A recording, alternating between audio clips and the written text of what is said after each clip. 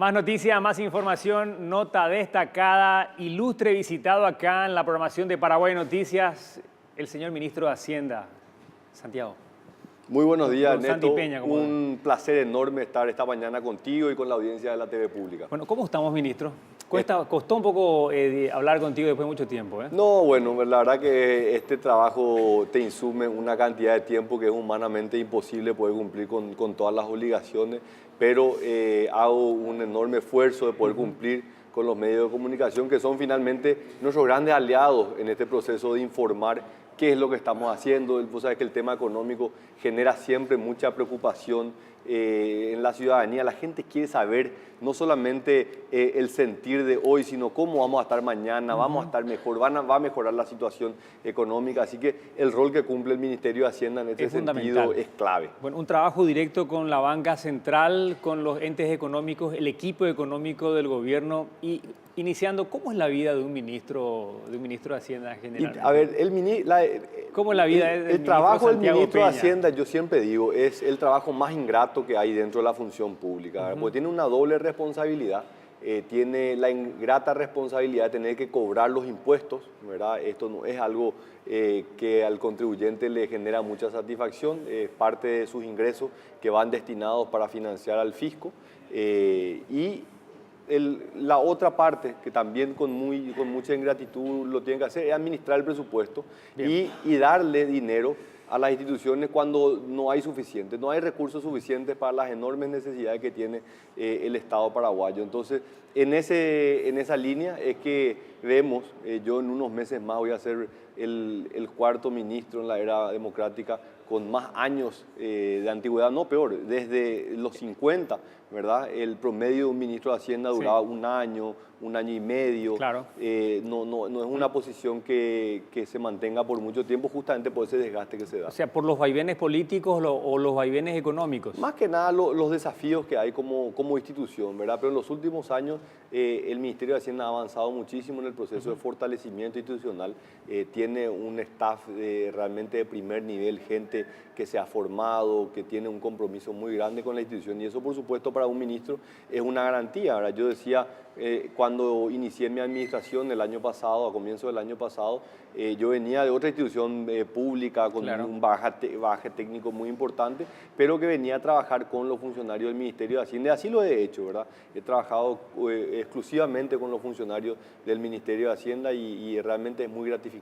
O sea, gente preparada, capacitada, de muy buen nivel. De muy buen nivel, así mismo. Ministro, ¿cómo evaluamos, ministro Santi, la situación económica después del informe de las dos grandes calificadoras a nivel internacional, la situación económica, la estabilidad, el oasis que tenemos en comparación con los países? Mira, yo doy dos referencias que creo que son muy puntuales, ¿verdad? Una es, hasta la evaluación que hizo Standard & Poor's hace 2 semanas, Paraguay era el único país en toda Sudamérica que tenía perspectivas positivas.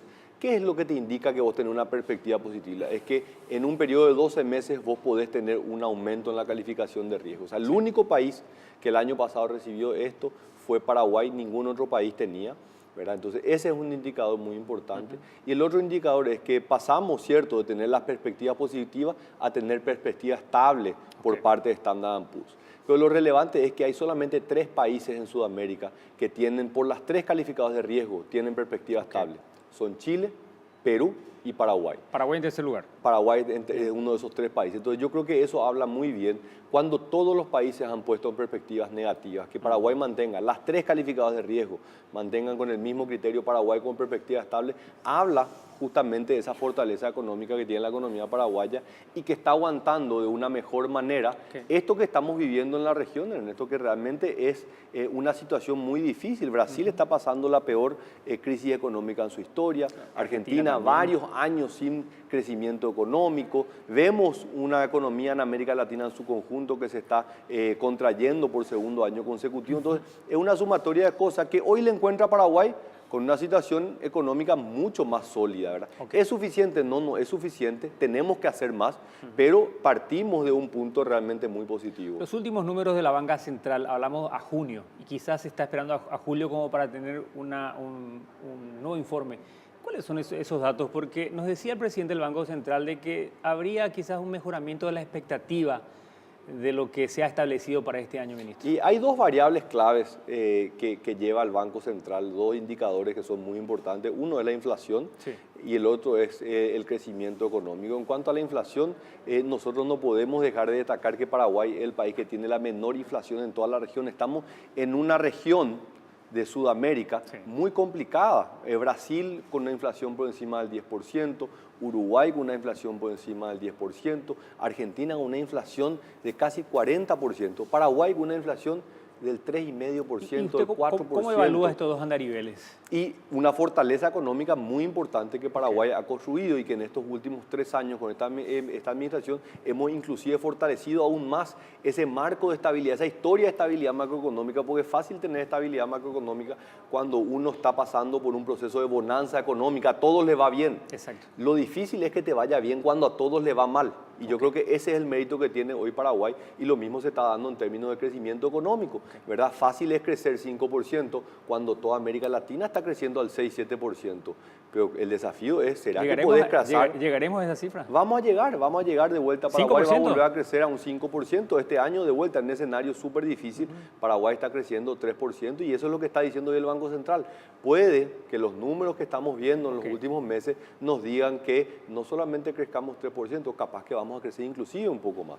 O sea, ¿podemos llegar a un 5% a fin de año? Un poco más yo no sé si llegaríamos a un 5%, ¿verdad? Pero yo creo que podríamos estar entre un 3 y un 4%. Muy interesante, ministro, lo que usted está comentando a la audiencia de Paraguay TV. Pero ahora, la situación de la economía, que está un poco, no está tan movida, ¿cómo sería la situación en materia de recaudaciones? ¿Favorecería o no este poco dinamismo que tenemos actualmente para fin de año? Yo te voy a decir muy claramente, hay una situación muy clara que es la economía paraguaya es una economía donde el sector agropecuario es muy importante, ¿verdad? Y el precio de esos commodities, esos productos que Paraguay produce y exporta, han bajado de precio de manera muy importante, ¿verdad? Entonces, te voy a dar un rubro simplemente, ¿verdad? El sésamo era un producto que se vendía a 7.000, 8.000 guaraníes la tonelada hace unos años. Hoy ese precio no pasa de 3.500. Entonces, es un problema muy importante que ha cambiado la situación internacional y eso impacta a nivel local. Pero también se han hecho avances enormes a nivel local. En el tema de recaudaciones que vos mencionabas. Para fin de año. Para fin de año. ¿Cómo estaremos? Nosotros estamos ya con el cierre del primer semestre, la primera mitad del año. Cerramos que las recaudaciones de la Subsecretaría de Tributación están creciendo al 13%. El problema es que nosotros tenemos por el otro lado las recaudaciones que vienen por parte de la Dirección General de Aduana que están cayendo entre un 15 y un 20%. Entonces, el esfuerzo que hacemos nosotros por parte de tributación en aumentar la base tributaria, cobrarle más impuestos a aquellos que hoy no están pagando sus impuestos, ¿verdad? Lastimosamente solo sirve para compensar la desaceleración que hay por parte de las importaciones, que también es el reflejo de una economía menos dinámica. Exactamente. Nosotros creemos que esto se va a recuperar en el segundo semestre, entonces impuestos de tributación creciendo al 13% y vemos una recuperación por parte de los impuestos de aduana y ahí vamos a tener realmente mucho más margen para poder invertir en programas sociales y en inversión pública. Bien, teniendo la proyección de este primer semestre año, ¿cómo ve lo que va a ser la balanza fiscal, ministro? Nosotros estamos apuntando a un cierre del 1,5%, que como vos sabés es lo que establece nuestra ley de responsabilidad fiscal.